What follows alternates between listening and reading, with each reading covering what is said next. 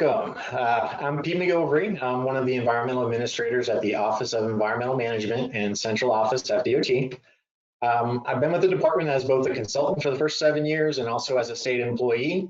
Together, I have about 23 years in our agency. Today, we're going to do a part one of a two-part webinar series intended to provide clarity and guidance on the Alternative Corridor Evaluation, or ACE, process. Today's session will be an overview of the ACE process and how it interfaces with other FDOT processes. And then part two, which we're going to give in a week from now, we'll be delving into more of the details in the development of the products and the coordination and the reviews and approvals, as well as providing some examples and some better practices along the way. These webinars were developed in direct response to district requests for additional guidance on this process. Here in the request, we had our team collect ACE documentation from around the state, review the materials, interview the districts, and even interview our state and federal partners regarding the products that we were producing in support of this process. The outcome was always to pull together all these resources into a recorded webinar series so that we could give you some guidance and a resource to encounter and go through the ACE process. So before I get on a couple things, I did want to mention a couple other things about what we're going to do today. One, we were lucky. We are getting some PDH credits for those that are attending this webinar. We may also be getting some AICP credits, but we're not sure. When we communicate with you later through email, we will make that information available to how to get those credits should they be available. Another thing that you're going to hear throughout is we're recording this thing. We want to make it as a resource available to you guys.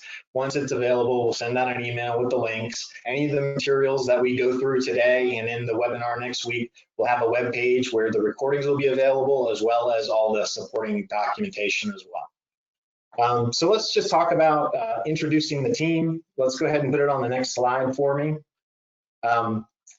Obviously, I'm Pete McGilvery at the very top there, and then we'll shift to some other folks.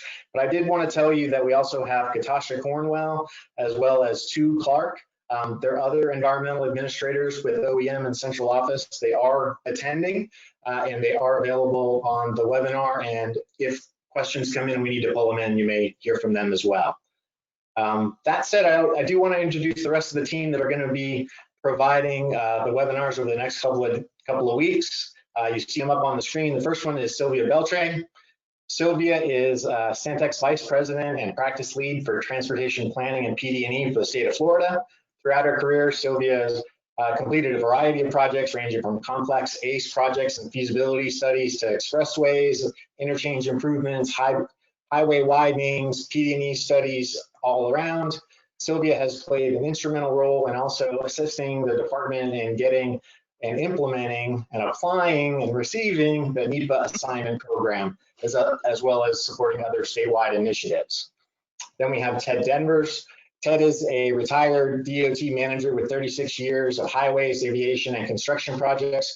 For the last 5 years, he's been with Stantec, and he's helped OEM to develop numerous procedural initiatives, including the SWOT process, research on planning and environmental linkages, which you'll hear about today, scheduling templates for PD&E, and a variety of computer-based training modules. And then we also have Chris Benitez. Chris is a Stantec project manager with 14 years of experience with planning and design of transportation infrastructure projects. He's been assisting OEM with various initiatives over the last 5 years, including the SWOT process, computer-based trainings, Pell again, and scheduling templates for PD&E studies. So I just want to thank my presenters, and I'm going to hand it over to Sylvia as we get started today. To you, Sylvia. Great.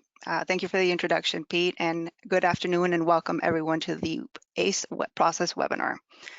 As Pete mentioned, I'm Sylvia Beltran with Stantec, and I'm going to get us going. The webinar, as Pete mentioned as well, is being recorded and will be posted on the website later. And that will allow others who could not attend but wanted to convenience to attend at their leisure. A series of handouts have been developed to accompany each webinar. You can download them now or later when the webinar is posted on the website, but you do not need them to follow along for this particular webinar. If you are watching the webinar with others, please go ahead and enter the names on the question box of everyone attending, and that way we'll make sure they get proper credit, whether that's for PE or AICP credits, if we're lucky to get those. During the webinar, if you have a question, please feel free to post them in the question box. Our team will be monitoring those questions as they come in and address them after each lesson. So moving on, this is webinar 1 of a 2-part webinar series. In this webinar, we will provide an overview of the ACE process and establish the framework of ACE, the history of ACE, why it's done, when it's done, and what types of projects may benefit from ACE. So Ted Devens will take us through an overview of the planning phase in lesson 1, and then Chris Benitez and I will collaborate on lesson 2 to provide an overview of the ACE process. And then finally, at the end, I'll come back to close out with a short lesson 3 to discuss scoping considerations. Webinar 2, as Pete mentioned, will be held next week and delves deeper into the ACE process. We will be highlighting lessons learned and best practices along the way. Next slide. The ACE process is described in ETDM manuals, chapters 3 and 4, as well as the PD&E manual, part 1, chapter 4. The webinar assumes that participants have a basic understanding of the ETDM process, the environmental screening tool, and the project development process. The recommended training highlighted here on this slide provides context to the ACE process.